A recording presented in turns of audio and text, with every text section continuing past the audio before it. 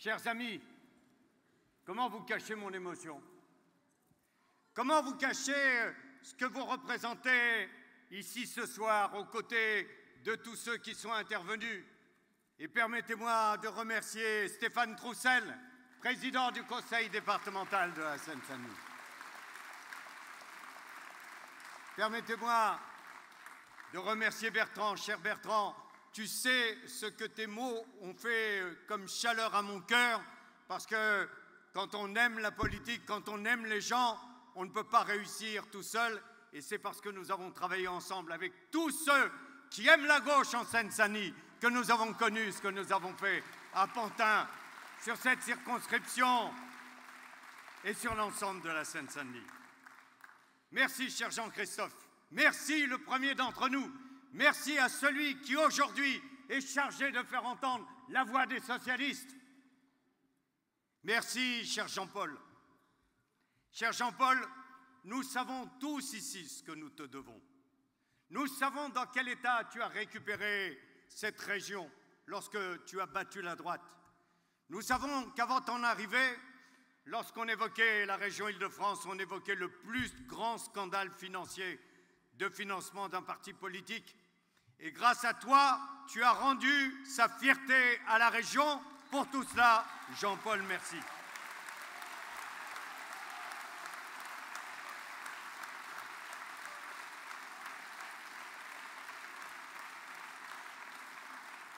Chère Anne, tu sais ce que tu représentes pour chacune et chacun d'entre nous. Tu sais comment nous avons suivi ce combat. On nous disait écrasés, on nous disait terrassés. Et par ta volonté, par ta gentillesse, par ton amour des gens, tu as montré aux Parisiens le bon chemin. Chère Anne, nous allons te suivre sur le même chemin.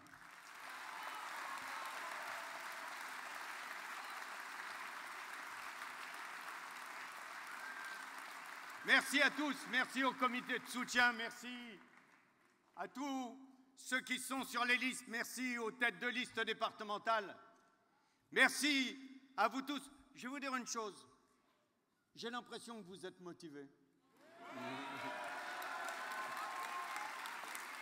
J'ai l'impression à vous entendre, j'ai l'impression à vous sentir que vous avez compris ce que pouvait représenter une victoire de la droite sur cette région et qu'avec vous, ce cauchemar, jamais il n'existera.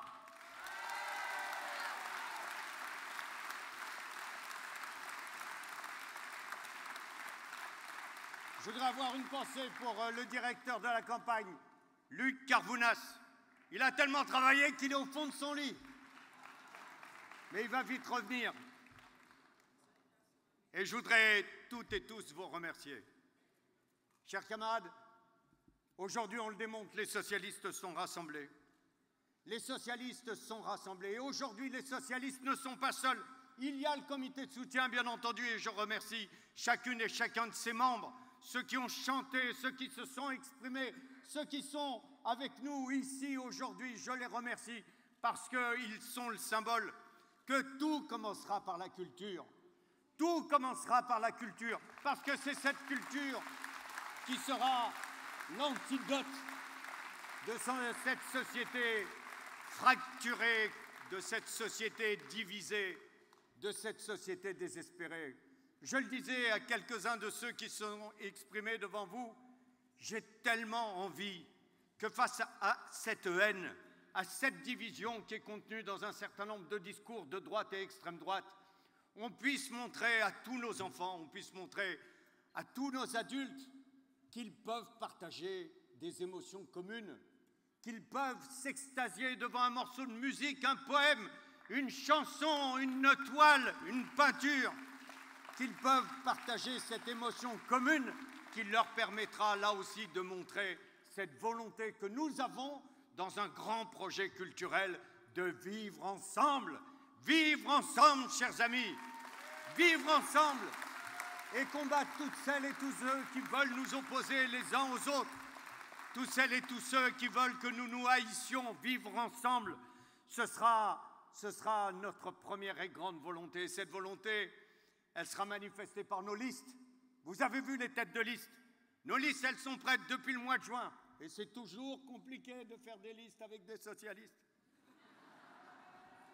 Et c'est toujours compliqué de faire des places à un certain nombre de personnalités que je remercie, ou un certain nombre de partenaires dont je suis heureux qu'ils viennent ici sur nos listes pour partager ce combat d'une Île-de-France humaine avec nous dès le premier tour.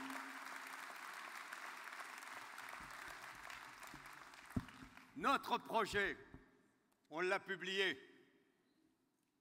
Ils ont tellement dit qu'on ne savait pas ce que l'on voulait faire de l'héritage de Jean-Paul Huchon, qu'ils en ont pour leur argent. 154 pages, 160 propositions. Et je vous demande, chers amis, non seulement de le lire, non seulement de l'apporter. Vous savez, j'ai eu l'occasion de dire à mes têtes de liste, tous ceux qui commanderont notre brochure, toutes celles et tous ceux qui n'iront pas le charger sur uneîle-de-France-humaine.fr, eh bien, on va leur montrer qu'après FedEx, on va inventer le Bartex.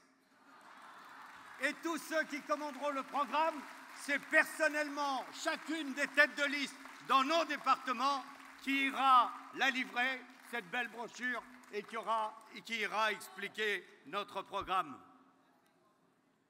Chers amis, que de chemin parcouru. Que de chemin parcouru depuis ce premier meeting à Créteil. Et j'ai croisé tout à l'heure l'empereur de Créteil, Laurent Catala. Merci Laurent de nous avoir donné l'énergie de Créteil ce 16 juin pour nous permettre d'entamer cette route qui doit nous amener au 13 décembre. Chers amis, déjà plusieurs semaines, mais tout commence aujourd'hui. Tout commence aujourd'hui. 39 jours. Il nous reste 39 jours d'ici au second tour des élections régionales. 39 jours, pas un de plus. Un tiers de ces 39 jours pour redonner envie, pour aller s'adresser à toutes celles et tous ceux qui se sont réfugiés dans l'abstention depuis les primaires et les élections présidentielles. Et cher Rost, j'ai entendu ton message.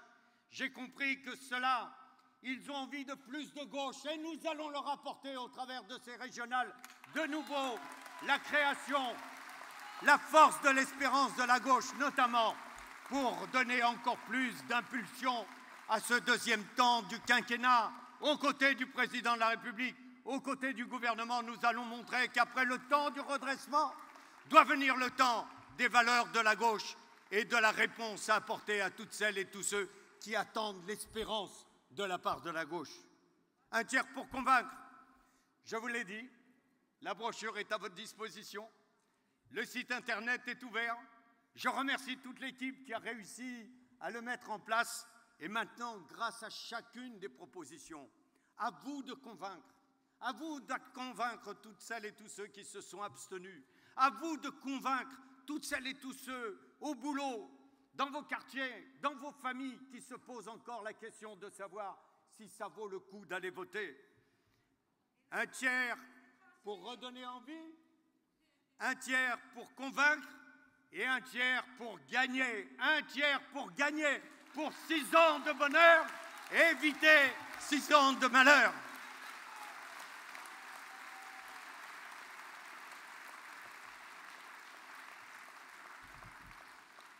« 39 jours pour aussi parer tous les mauvais coups de la droite. La droite, j'essaye de ne pas trop la regarder ou l'écouter, mais on m'oblige, on me dit, il faut que tu saches. Alors je vais faire un effort, je vais vous en parler 2 minutes. Vous avez suivi, vous, la campagne de la droite? Moi, je vous l'ai dit, j'ai moins de chance que vous, on m'oblige. Et je dois vous dire que je suis totalement abasourdi. Je suis sidéré par la tonalité que la droite a choisi de donner à cette campagne. Et dans le même temps, je dois bien leur reconnaître un certain savoir-faire dans cet exercice. Le hashtag de leur campagne, c'est devenu « J'ai choisi la calomnie ». Entendez-les, entendez-les. C'est matin et midi et soir. un gugus qui semble sorti d'un feuilleton moyenâgeux, qui a vraiment perdu la boussole républicaine, qui ne sait même plus comment on utilise cet instrument, et me voilà, interprété par lui comme découvrant mes talents de salafiste sur Radio J.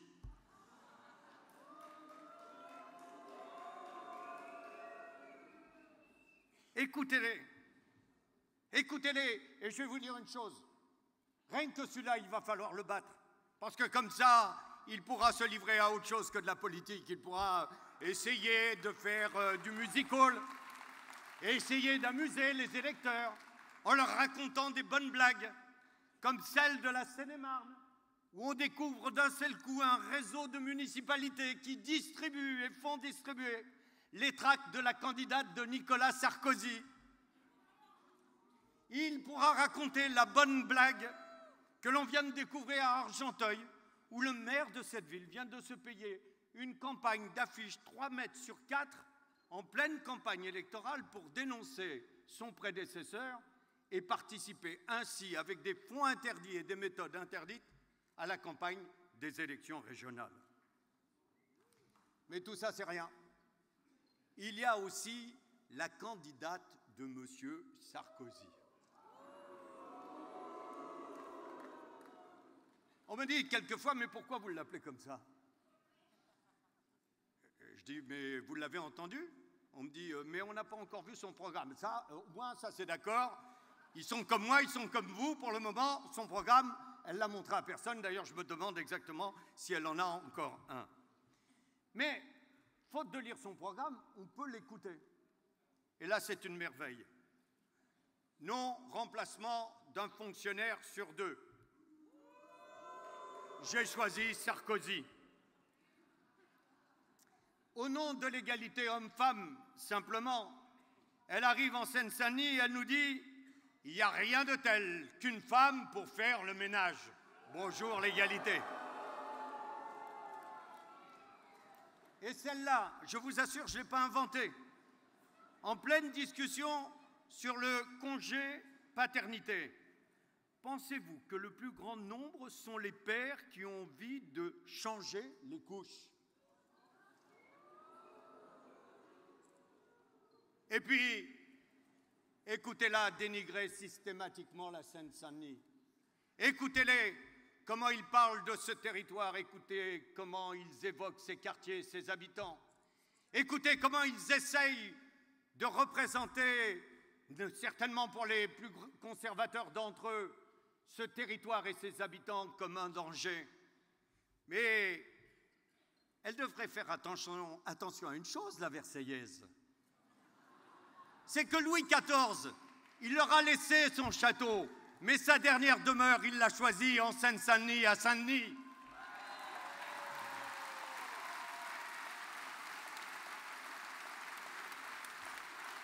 Elle devrait savoir, la Versaillaise, qu'ils ont peut-être, eux, là-bas, le château du Roi Soleil, mais pour nous, ici, en Seine-Saint-Denis, c'est chacun de nos enfants qui est un soleil que l'on veut voir resplendir.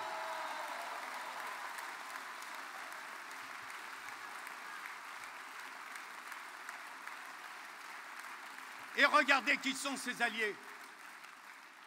J'ai découvert en lisant sur un site internet un commentaire incroyable qui venait y compris d'un certain nombre de ses amis. Elle dit, eh bien voilà, la victoire ne peut être cherchée qu'à la droite de la droite. Et elle a commencé. Anne vous a dit quels étaient les candidats qu'elle connaissait sur Paris. Et regardez de plus près comment, pour un certain nombre de ces candidats, ce sont les représentants de la Manif pour tous, ce mouvement obscène de négation de la réalité qui refuse qu'en France, au XXIe siècle, on vit comme on a envie de vivre, on s'aime comme on a envie de s'aimer.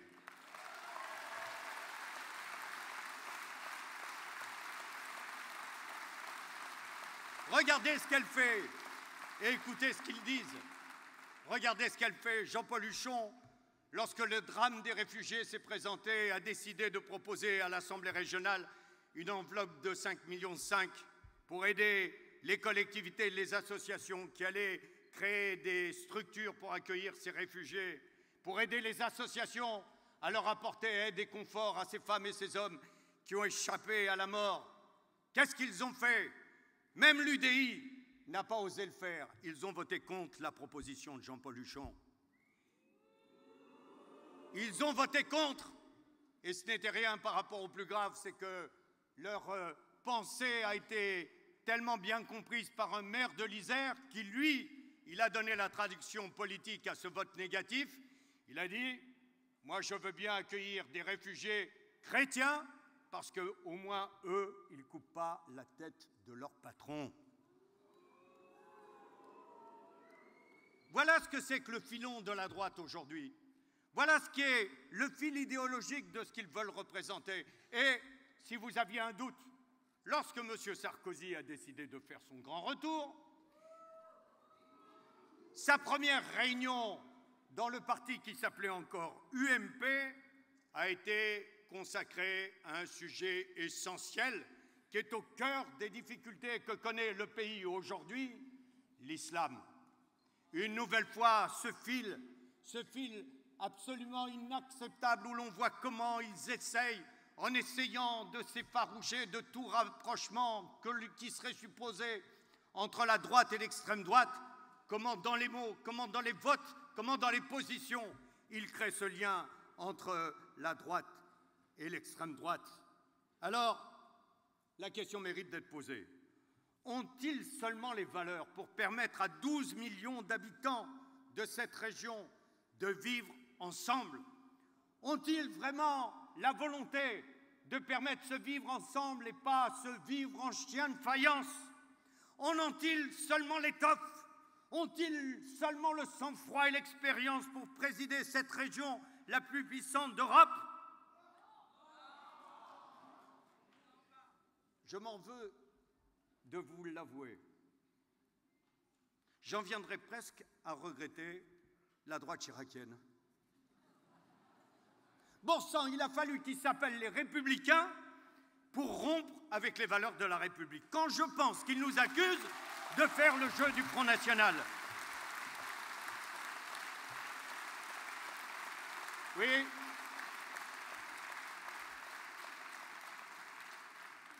J'ai la nostalgie de quand nous pouvions avoir, avec la droite, un débat ferme sur les questions économiques et sociales, tout en pouvant nous retrouver sur les valeurs républicaines. La nostalgie de quand la droite ne parlait pas de race blanche. La nostalgie du temps où la droite n'utilisait pas des mots comme des couteaux. Et c'est nous qui ferions le jeu du Front National. La nostalgie de quand aucun d'entre eux n'osait grimer en singe la plus grande ministre de la Justice depuis Badinter. Et je voudrais un tonnerre d'applaudissements pour dire ici, à Pantin, à Christiane Taubira, combien nous l'aimons.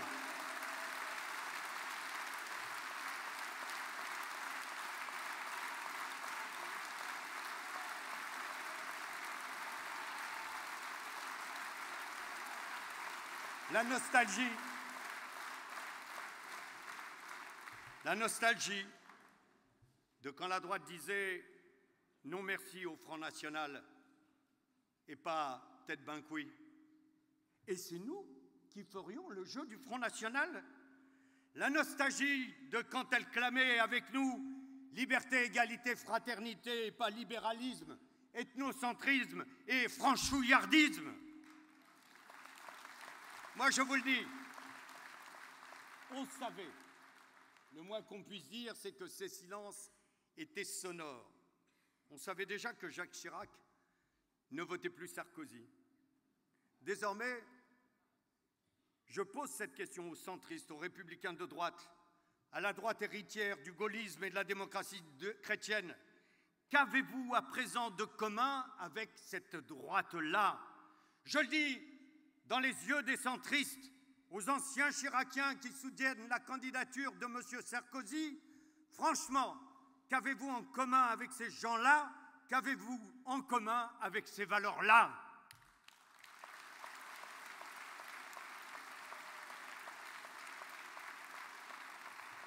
Alors je vous le dis, entre deux points passe une ligne. Derrière le marketing électoral, derrière les façades, c'est bel et bien un projet de société que propose la droite. Et qu'on ne me dise jamais, malgré les difficultés, Rost, que droite et gauche, c'est la même chose. Je sais que nous avons une marge de progression. Qui pourrait dire le contraire dans cette salle? Mais qui pourrait aujourd'hui clamer droite-gauche, c'est bonnet blanc et blanc bonnet? Non, la gauche et la droite, ce n'est rigoureusement pas la même chose.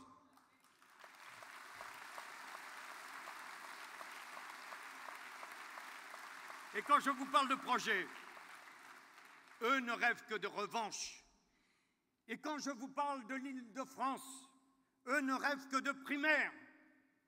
Et quand nous voulons mettre aux jeunes les pieds à l'étrier, eux ne voient cette région que comme un marchepied.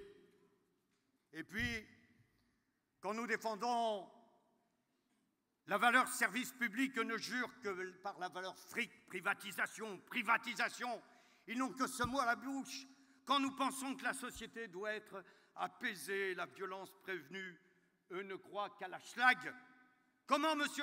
Sarkozy ose-t-il donner des leçons d'autorité à l'État, lui qui a saigné les effectifs de police et de gendarmerie et qui a supprimé 13 000 postes durant son quinquennat? Et on le sait ici, en Seine-Saint-Denis, ce que représente comme violence supplémentaire cette insuffisance des moyens de sécurité. Vous en voulez encore? Quand nous protégeons la culture pour tous, eux ferment des lieux de création artistique et nous en savons quelque chose ici en Seine-Saint-Denis, dans les communes qui sont passées sous les forces coudines de la droite. Vous en voulez encore? Quand nous prenons l'éducation pour chacun, eux proposent d'augmenter les droits d'inscription en l'université et d'installer la sélection à l'entrée. Vous en voulez encore? Quand nous soutenons le droit à la mobilité pour tous, les habitants attendent ces moyens de transport. Ils les espèrent. Eh bien, eux, quand ils ont le pouvoir, ils bloquent, comme c'est le cas aujourd'hui avec la position du maire de Noisy-le-Sec, la modernisation du T1 qui est tellement attendue par les habitants des Hauts-de-Seine jusqu'au Val-de-Marne. Et c'est là aussi ce que peut représenter la différence entre la droite et la gauche. Vous en voulez encore? Quand nous défendons le droit de se loger, eux s'entêtent à bloquer tous les projets de logements sociaux. Et toujours les mêmes arguments fallacieux. Cette idée, ce reproche qui serait de dire aux responsables gouvernementaux « mais vous n'allez pas nous obliger à construire des tours et des bars ». J'entends ça depuis que j'ai été ministre de la Ville. Comme si c'était les tours et les bars qu'ils essayaient de condamner. Comme s'ils ne veulent pas construire une des tours les plus hautes d'Europe à la Défense. Mais en vérité, c'est ni les tours ni les bars qui les gênent.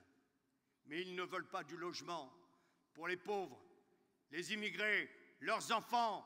Ils ne veulent pas une partie de la population parce qu'ils ont cette vision de la séparation territoriale et de la séparation des populations. Et c'est une violence supplémentaire pour 70% des habitants de la région Île-de-France qui pourraient prétendre à un moment ou un autre de leur existence, lorsqu'on est jeune et que l'on veut cohabiter, décohabiter de ses parents, lorsqu'on est jeune fonctionnaire, lorsqu'on démarre avec un premier salaire, lorsque l'on peut connaître même un accident dans son existence, une période de chômage ou un divorce difficile, c'est plus de 70% de la population qui peut prétendre à un logement social et ils préfèrent dire non parce que, je le redis ici, ils n'aiment pas les pauvres, ils n'aiment pas les immigrés et ils n'aiment pas leurs enfants. Oui, chers amis, que ce soit sur la culture, que ce soit sur le logement, que ce soit sur les transports, que ce soit sur les réfugiés, chaque graine plantée par Sarkozy et ses amis, c'est une future moisson pour l'extrême droite. Alors, on ne va pas retourner dans des slogans du passé, mais je vous le dis, au secours, la droite revient, Mais pire par rapport aux années 90, c'est que si l'on n'y fait pas attention, elle permettra à l'extrême droite d'arriver, et ça, jamais.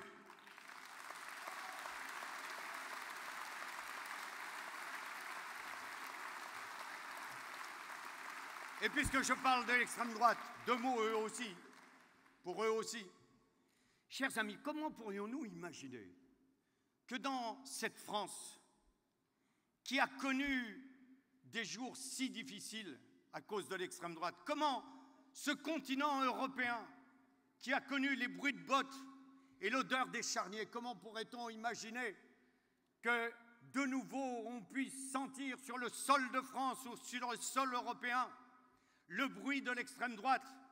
Alors, je vais vous dire une chose, de temps en temps, il faut prendre des exemples à l'extérieur de nos frontières. Et nos amis tunisiens nous ont donné le slogan, à l'extrême droite, un seul mot, dégage! Dégage!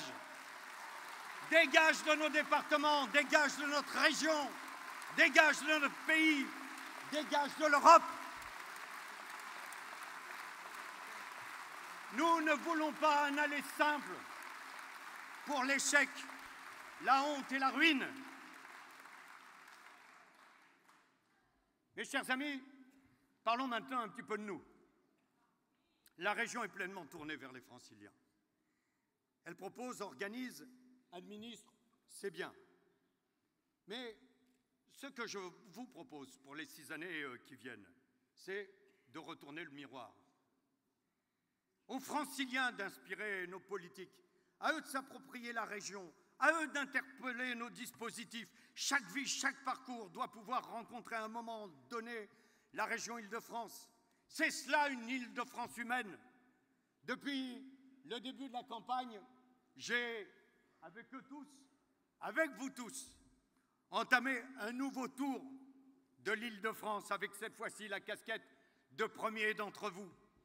Nous avons déjà mené 242 visites sur les 8 départements qui dessinent notre belle région.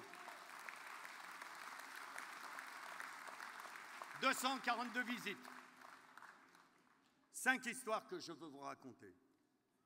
5 histoires de 5 femmes qui se sont imposées à moi et qui ont, pour une grande partie, inspiré notre projet. 5 messages qu'ils valent toutes les notes des experts du monde. Je veux d'abord vous parler de Karen, cette trentenaire aux cheveux blonds, aux yeux noisettes. Il y a l'énergie contagieuse. Je l'ai croisée à Bagneux, dans les Hauts-de-Seine, lors de la visite de la braderie. C'était le 26 septembre. Elle m'interpelle avec un grand sourire. Elle parle très vite, un peu comme tous ceux qui ont des tonnes de choses à dire et qui savent qu'ils ont peu de temps pour les exprimer. Elle est salariée dans une entreprise privée. Elle est aux 35 heures et au passage, elle chérit chaque jour la gauche qui a enfanté cette grande réforme de progrès social. Et nous aussi, nous chérissons les 35 heures.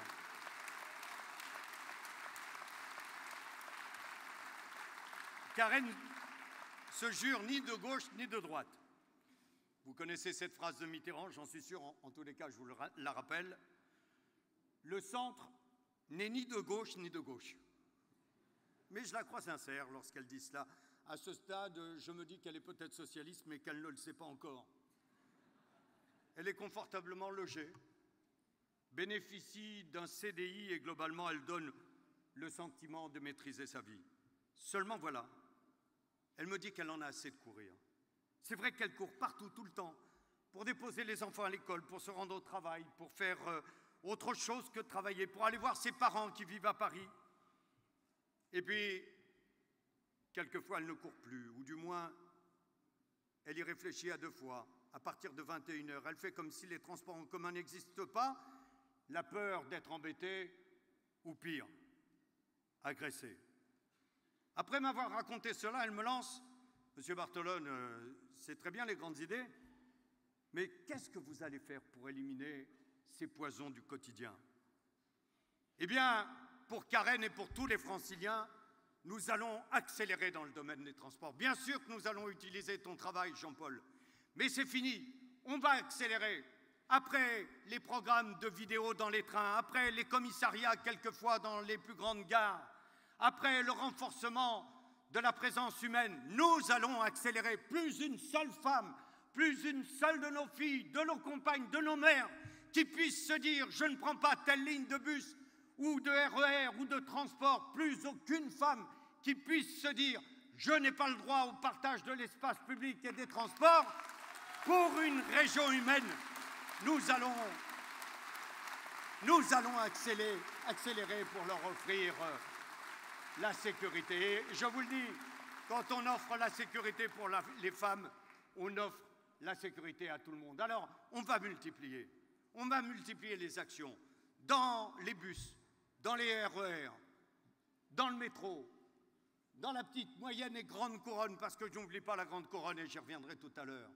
On va augmenter, comme Jean-Paul vient de le signer, au niveau du STIF avec la SNCF et la RATP, la présence humaine. On va multiplier cette action, notamment sur les bus de nuit, en exigeant l'arrêt entre deux arrêts lorsque les personnes le réclament.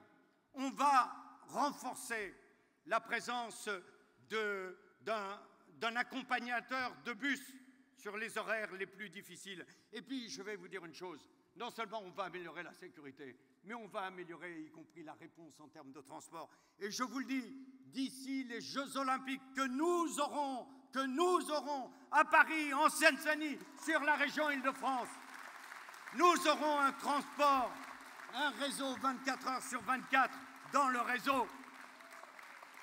Comment peut-on imaginer qu'aujourd'hui, le système de transport de nuit date pour le noctilien de 10 ans et les dernières modifications pour le métro datent de 8 ans. Comment ne pas tenir compte que cette capitale, cette région capitale, vit de plus en plus la nuit. Nous sommes une des capitales qui vit le plus la nuit et pas simplement pour faire la fête. Et on a vu que c'est un moment important aussi de faire la fête, mais aussi pour travailler. Il y a ces besoins de se déplacer, il y a cette nécessité de pouvoir obtenir un moyen de transport pour aller sur les grandes plateformes comme Roissy en particulier. Et cela, nous allons le faire dès 2016. Nous allons mettre en place, nous allons modifier cette carte des transports de nuit pour correspondre aujourd'hui à ce qu'une grande métropole comme la région Île-de-France doit offrir à ses habitants. Nous aurons cela, nous le renforcerons dès 2016 et nous le ferons aussi parce que d'autres ont montré le chemin. Anne, je vais te faire plaisir. À Barcelone, ils le font déjà, le week-end. Comme à Berlin, Stockholm, Hambourg. New York, Chicago, Copenhague le font toute la semaine. Eh bien, moi, je vous le dis, pour nous permettre d'avoir le droit à cette mobilité, ce moyen fantastique qui permet de pouvoir prétendre l'accès aux lieux de vie, au logement, aux lieux de travail, aux lieux de culture, aux lieux de loisirs, aux lieux de consommation, nous allons continuer et renforcer le travail qui a été fait par Jean-Paul Huchon et son équipe, parce que tout commence par les transports.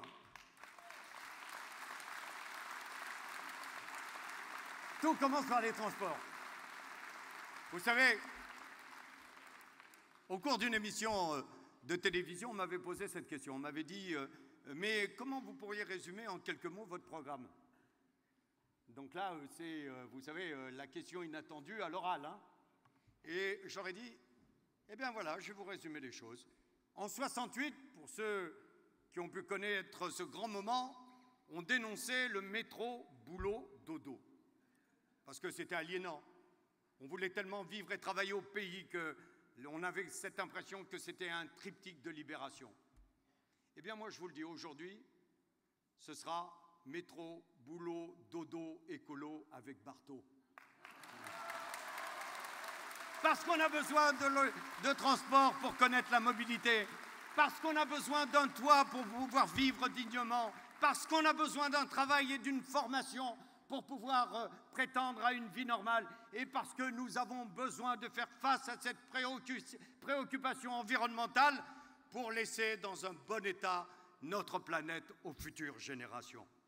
Alors, dans ce travail-là, j'entends quelquefois la candidate de Nicolas Sarkozy nous dire « mais la région n'a pas fait tout son travail », confondant la compétence de la région et la compétence de l'État.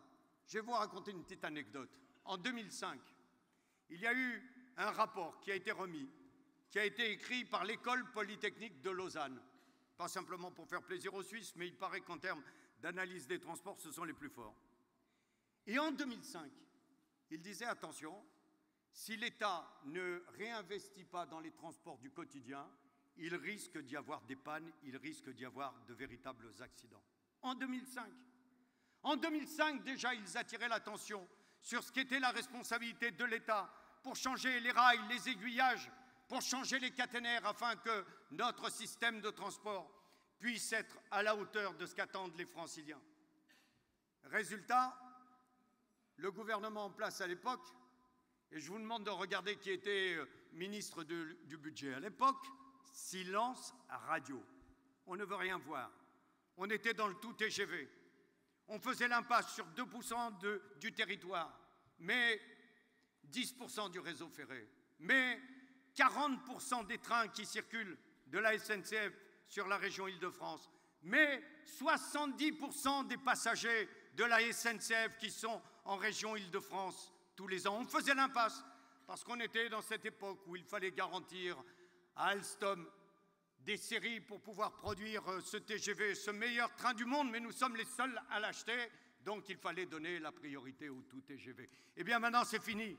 À nous de pouvoir prétendre à ce soutien de l'État. Jean-Paul a déjà commencé à discuter avec le gouvernement et déjà cette année ça va mieux. Mais comptez sur mon caractère pour que dès après mon élection, on aille rencontrer le Premier ministre et le gouvernement pour dire maintenant, voilà, c'est 800 millions par an pendant 10 ans pour éviter les pannes, pour éviter les difficultés, pour éviter que quelquefois le fait d'habiter le long d'une ligne de RER qui connaît des pannes ou des difficultés amène un certain nombre de chefs d'entreprise à classer d'une manière verticale le CV de celui ou celle qui veut prétendre à un emploi. Et je vous le dis, non seulement il nous faut ces 800 millions par an pendant 10 ans, mais après, nous allons continuer. Nous allons continuer le travail de Jean-Paul. Nous changerons tous les trains, enfin ceux qui restent à changer. Nous continuerons la mobilisation pour que le RER A, je suis déjà trop fatigué par rapport à l'énergie que vous m'avez donnée, soit dès l'année prochaine un train exceptionnel. Nous allons lancer immédiatement les travaux sur le RER B parce que le RER B, ce sera la colonne vertébrale des Jeux Olympiques de 2024 et si on ne commence pas dès l'année prochaine, il roulera après les Jeux Olympiques et ce n'est pas du tout le but qui est recherché. Et après, nous lancerons et le D et le C. Comment peut-on imaginer que pour le C, on ait des caténaires qui datent de 80 ans? Et nous allons lancer les lignes 15, 16, 17 et 18. Et nous allons nous occuper, enfin à nouveau et d'une manière encore plus forte, de la Grande Couronne. Moi, je n'accepte pas qu'une partie des habitants de cette Grande Couronne se voient aujourd'hui dans une situation incroyable où, faute de logement, faute de possibilité d'acquérir ou de louer dans Paris intramuros ou sur la Petite Couronne, faute de pouvoir prétendre à un logement social, ils se sentent chassés, ils se sentent éloignés. Entendons-nous? Moi, je suis certain qu'il y a des femmes et des hommes qui sont heureux de vivre en Grande Couronne. Mais on ne peut pas leur dire simplement « vous l'avez choisi, alors tant pis ». Et sur le réseau Optile, nous allons immédiatement relancer l'espérance. Nous allons engager immédiatement 1000 chauffeurs. Parce que quand vous voyez ce réseau de bus qui structure la Grande Couronne, il y a en gros autant de bus que dans la RATP. Mais bien souvent, ils sont au dépôt. Bien souvent, ils ne roulent pas le samedi et le dimanche. Nous allons réussir, avec l'embauche de ces chauffeurs, à casser ce sentiment d'abandon qui existe chez les habitants, une partie des habitants de cette Grande Couronne. Nous allons leur permettre de pouvoir prétendre, comme sur le réseau RATP, à des réseaux du style mobilien, un bus de 6h à minuit, un bus tous les quarts d'heure, un bus qui dans un premier temps sera hybride et puis une fois que le processus industriel sera stabilisé, un bus électrique parce qu'eux aussi, ils ont le droit à ce que l'on fasse attention à la pollution de l'air. Des bus réguliers qui leur donnent une possibilité d'échapper au tout diesel. Comment peut-on imaginer que l'on puisse dire à cette population, une fois qu'elle s'est retrouvée en Grande Couronne, Eh bien, il vous faut 2 voitures, parce que bien souvent, quand on est en grande couronne, il faut 2 voitures. 2 voitures diesel, bien souvent, compte tenu de ce que nous avons fait pour permettre le développement du diesel. Et d'un seul coup, on va leur dire, ah non, vous êtes punis, vous n'y avez plus le droit. C'est un danger, et c'est vrai, pour la santé, pour la qualité de l'air.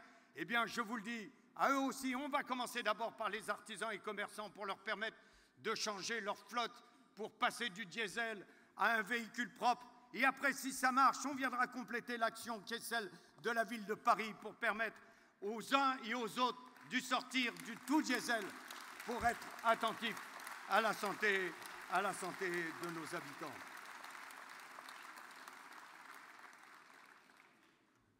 Je voudrais vous parler de Nicole, peut-être plus rapidement. Nicole, elle est de Romainville. Je vois Corinne Valls qui est là.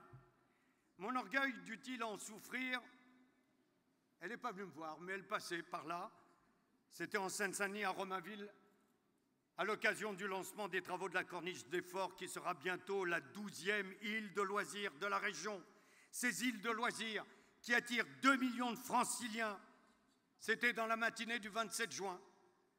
Voilà des années que nous nous croisons. Elle me dit bonjour, je lui dis bonjour, mais nous n'avions pas eu l'occasion d'échanger de grandes phrases. Nicole est une retraitée, un peu bavarde, et au regard particulièrement bienveillant. Ces regards dans lesquels vous voyez des vies entières défiler, des bonheurs, des fiertés, des coups durs. Elle me raconte en substance qu'elle aspire surtout à une vie paisible, considérant que l'essentiel de son existence est derrière elle. Je la contredis immédiatement en lui expliquant que, bien au contraire, c'est maintenant qu'une nouvelle vie commence. Et d'ailleurs, la région entend bien encourager cela pour tous les seniors qui souhaitent rester actifs. Nous mettrons en place un dispositif de soutien aux activités associatives, culturelles et sportives. Nous prendrons aussi toute notre part dans la Silver Economy. Nous prévoyons même un partenariat avec les collectivités qui gèrent les parcs et jardins dans la région pour proposer des séances gratuites de gymnastique pour tous. J'ajoute devant Nicole que nous ferons face à notre mission de solidarité, notamment en soutenant les établissements spécialisés dans l'accueil des malades d'Alzheimer. Elle m'arrête immédiatement en me disant « Merci, mais je n'ai pas de problème d'Alzheimer, j'ai même une très bonne mémoire. » Nicole m'explique que sa préoccupation est ailleurs, elle concerne ses enfants, ses petits-enfants et ceux qui viendront après. Elle me dit « Monsieur Barthelone, quel est l'avenir que nous allons léguer aux générations qui viennent? Un air irrespirable? Ils seront tous avec des masques et puis qu'est-ce qu'ils auront dans leurs assiettes? Tout semble dangereux, tout paraît contaminé. » Nicole a raison. Elle partage non seulement l'angoisse de millions de Franciliens, mais aussi la réalité que nous vivons les jours de pic de pollution et au moment de la révélation d'une nouvelle affaire de malbouffe. Les inégalités sont toujours insupportables, mais elles le sont d'autant plus quand elles concernent l'alimentation des gens, l'alimentation des enfants, le premier besoin de l'être humain. Il existe hélas une ségrégation alimentaire entre ceux qui mangent comme ils veulent et ceux qui mangent comme ils peuvent, et cela, nous, la gauche, nous, les humanistes, nous ne pouvons l'accepter. L'écologie, mes chers amis, ce n'est pas un sujet de colloque ou un débat d'experts. L'écologie, ce n'est pas simplement la COP 21 que nous allons avoir la chance d'accueillir entre Paris et le Bourget en Seine-Saint-Denis, de ce formidable événement. Et quel beau message international pour ce département tellement brocardé par la droite. L'écologie, c'est la condition de tout et c'est la finalité de tout. Ne pas comprendre cela, c'est faire de la politique à la petite semaine, c'est expédier les affaires courantes. Notre projet est un projet écologique. D'abord, il faut donner l'exemple et balayer devant notre porte. La région va intégrer à sa gestion la clause sociale écologique. Désormais, le budget de la région prendra en compte dans tout projet et tout financement l'exigence de protection de l'environnement. Ensuite, N'y allons pas par quatre chemins. Il est indispensable d'organiser la sortie du diesel et j'ai dit ce qu'il fallait. Nous allons donc sortir de l'ère du diesel. La première étape concernera les professionnels. J'ai eu l'occasion de vous le préciser. Et puis, nous réussirons sur ce sujet aussi à utiliser l'intelligence des Parisiens. Le succès d'Autolib à Paris, n'est-ce pas Anne, n'est-ce pas Marie-Pierre, doit nous inspirer. Nous déploierons le modèle de l'autopartage partout dans la région et nous installerons autant de bornes que nécessaire pour le rechargement des véhicules électriques des particuliers aux quatre coins de l'Île-de-France. Enfin, pour lutter contre la malbouffe et régénérer notre agriculture, nous allons créer une ceinture maraîchère. En grande couronne, nous pourrons ainsi favoriser le Made in Île-de-France et permettre aux Franciliens de consommer local. Les cantines de nos lycées se fourniront dans des fermes à taille humaine. Toutes nos mesures, dans le domaine écologique et dans celui des transports, seront financées par la mise en place d'une écotaxe régionale pour les poids lourds à transit, parce que si nous voulons des priorités pour les transports, il faut des moyens. Je sais qu'au niveau gouvernemental, cette idée qui est contenue dans la loi sur la transition énergétique ne fait pas encore un tabac, mais vous avez entendu les demandes d'Anne Hidalgo, de Jean-Paul Huchon et les miennes pour qu'enfin on simplifie les décisions de circulation alternée en cas de pic de pollution. Sur cette question-là aussi de l'écotaxe régionale, vous verrez qu'on les fera progresser.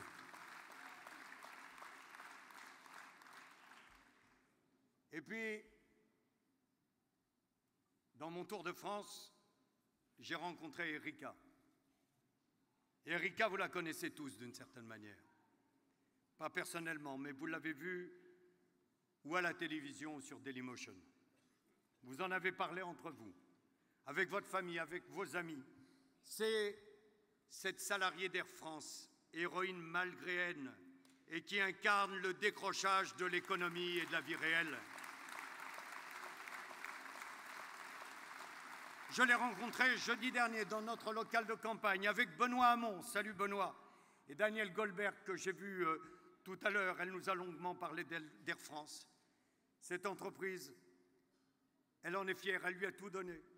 Elle ne comprend toujours pas les mots et surtout les silences de la direction qui ont pu conduire à ces images que nous avons encore tous à l'esprit. Finalement, ce n'est pas que la question d'Air France.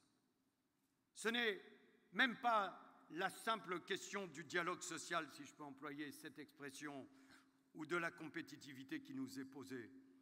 Mais c'est d'une autre question dont il s'agit. Chers amis, quelquefois, on a trop d'entreprises qui veulent être économiquement modernes, mais qui deviennent socialement moyenâgeuses, et ça, la gauche ne peut pas l'accepter.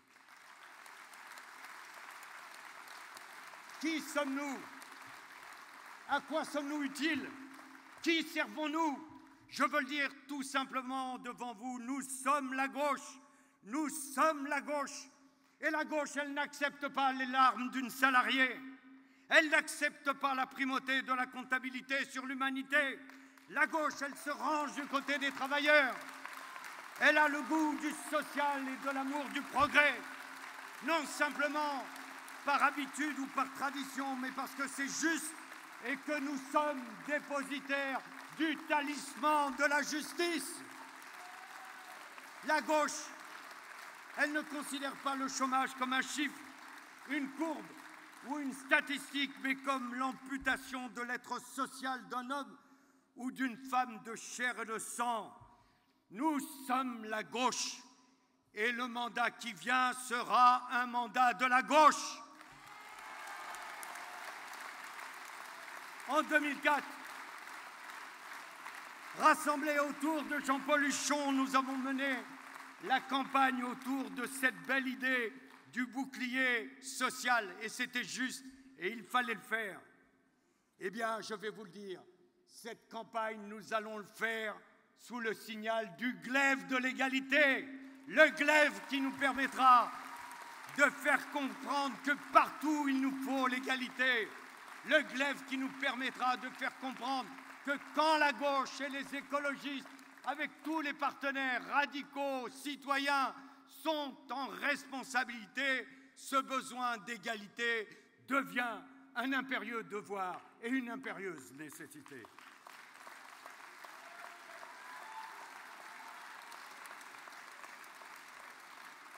La gauche, c'est l'égalité. Égalité salariale, les droits des femmes seront la grande cause régionale. Égalité républicaine, la lutte contre le racisme et l'antisémitisme seront menées. La lutte contre les discriminations sera une priorité. Égalité sociale, le combat contre l'homophobie et la défense du droit de s'aimer comme on a envie de s'aimer seront promus.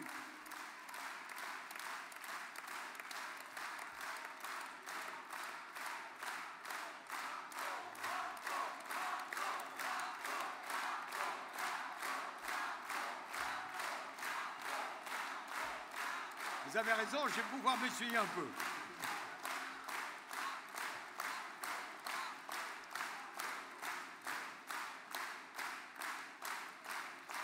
L'équipe de campagne m'avait dit « Fais attention, tu vas avoir chaud, parce que vu le nombre de gens qui s'inscrivent, il va y avoir du monde à Pantin. » Bertrand m'avait dit « Mais écoute, il te raconte des histoires, on ne pourra jamais mettre plus de 2000 personnes dans ce gymnase. » Aïe, aïe, aïe. Si la commission de sécurité le savait. La gauche, c'est la culture. Permettez-moi de remercier à nouveau tous les artistes, tous ceux qui, à nos côtés, démontrent que les personnalités du monde de la culture n'ont pas peur de s'engager dans des justes combats. Nous voulons plus de culture et nous voulons mieux de culture parce que la culture, c'est l'école des valeurs, c'est l'école de l'humanité. Et l'humanité, justement, c'est la gauche. C'est la gauche. Au nom de ce que nous sommes, nous n'accepterons pas que devant le drame des réfugiés, notre réponse soit de détourner les yeux. Pour nous, socialistes, pour nous, hommes et femmes de gauche, un réfugié qui fuit l'oppression, la guerre et les persécutions n'est pas un chiffre, un poids, un problème ou un sacrifice. C'est un frère, c'est une sœur que nous devons tirer des griffes de tous les assassins.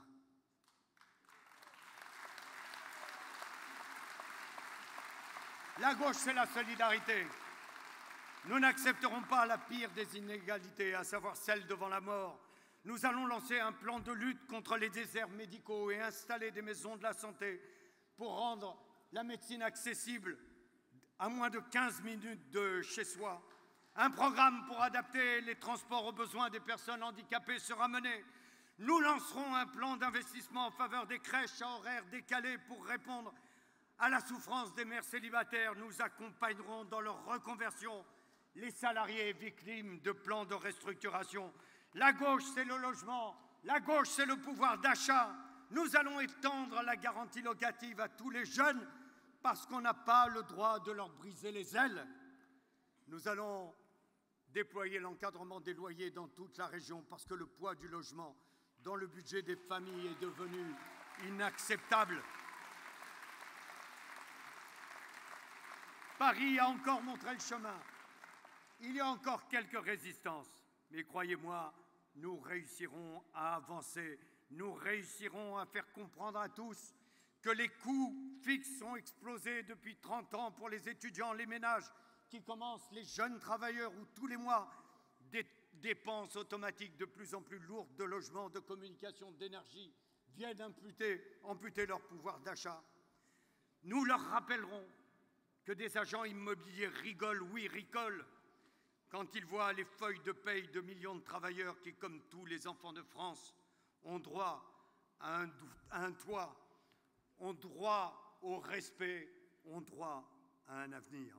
Et je vous le dis, puisqu'une partie de la droite est tellement soucieuse de défendre la double peine, nous, on va l'installer, la double peine. Ceux qui ne s'inscrivent pas dans la loi SRU, ils auront la double peine. La sanction des préfets et plus un euro de la part de la région s'ils ne construisent pas de logements sociaux.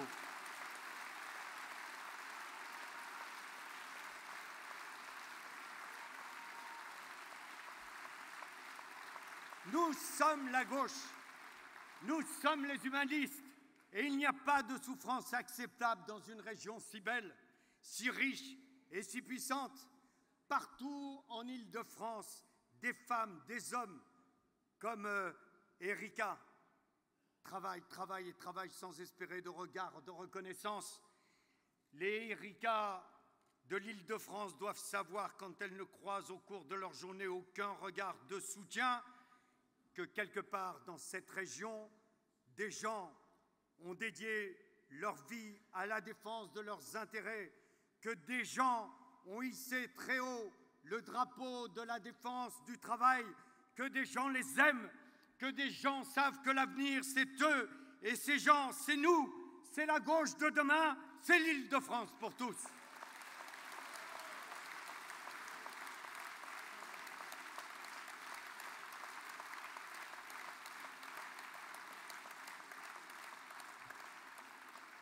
Allez, encore un ou deux visages, vous avez encore 5 minutes à me consacrer. Je vais vous parler de Delphine. Delphine vit à Grigny, en Essonne. Comme beaucoup de Franciliens, elle est arrivée de province au début de l'âge adulte.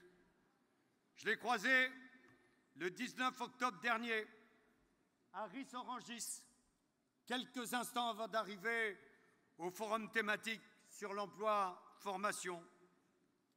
Elle a la belle quarantaine et aujourd'hui personnel Athos dans un collège où elle est agent de restauration collective. Elle a toujours été fière d'être fonctionnaire. Et elle ne comprend pas bien pourquoi le vent a tourné et on lui reproche quasiment aujourd'hui d'être une espèce de privilégié. Je la comprends.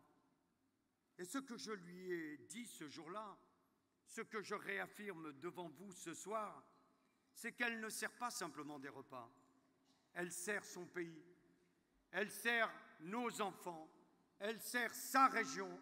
Elle sert tous les Franciliens, parce que le service public, c'est le patrimoine de ceux qui n'ont pas de patrimoine.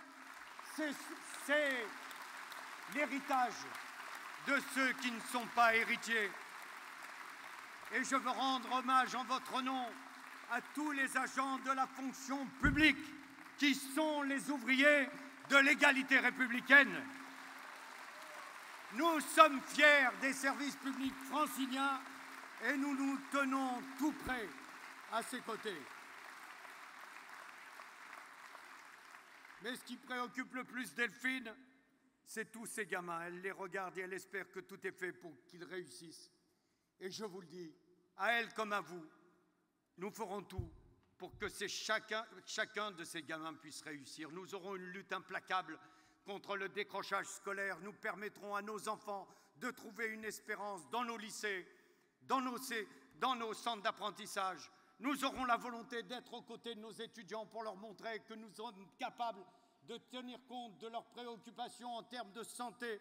Nous augmenterons le chèque santé à hauteur de 120 €. On me dit quelquefois, mais tout ça c'est cher. Pour ceux qui trouvent que la santé est chère, qu'ils essayent la maladie et ils verront ce que c'est que le coût de la maladie.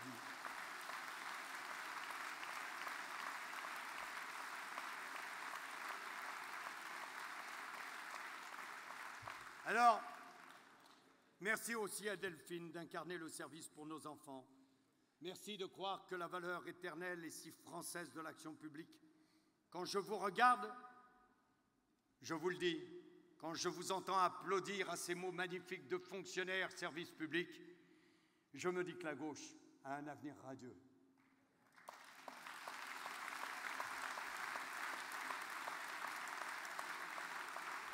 Chers amis, en ces périodes où le monde entier attend le nouveau James Bond, je citerai un interlocuteur malheureux de l'espion anglais qui lui disait « Vous avez la fâcheuse habitude de survivre ». Je rassure Delphine, Oui, la gauche, malgré les batailles, malgré les finances, malgré les calomnies, malgré les intérêts des uns et des autres, la gauche a la fâcheuse habitude de survivre, car elle est, fut et sera toujours la tribune des gens qui veulent vivre ensemble, la tribune des gens qui veulent abattre les barrières, la tribune des gens qui veulent crier leur rage de vivre, d'aimer, d'espérer.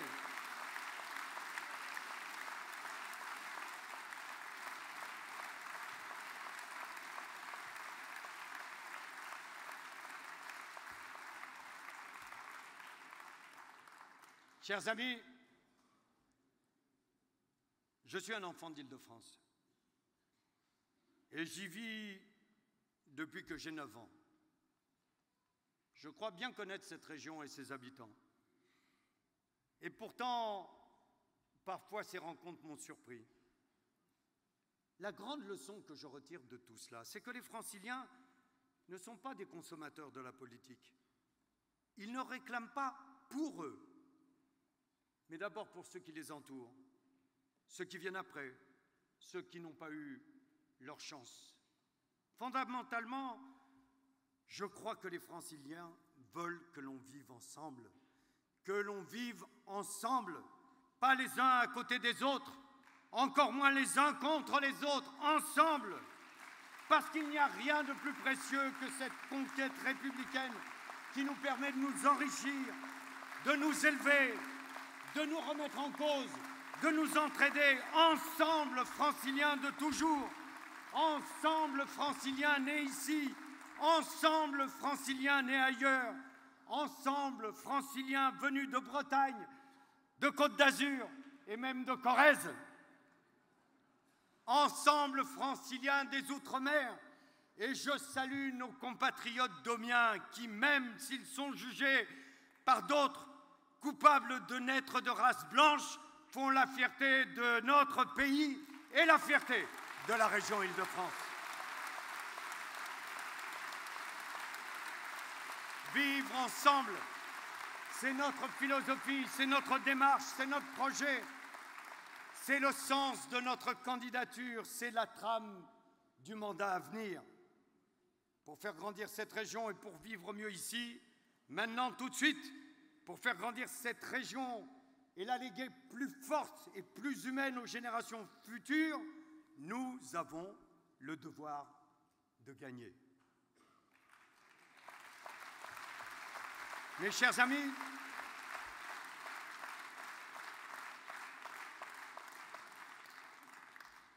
je vais vous faire une confidence.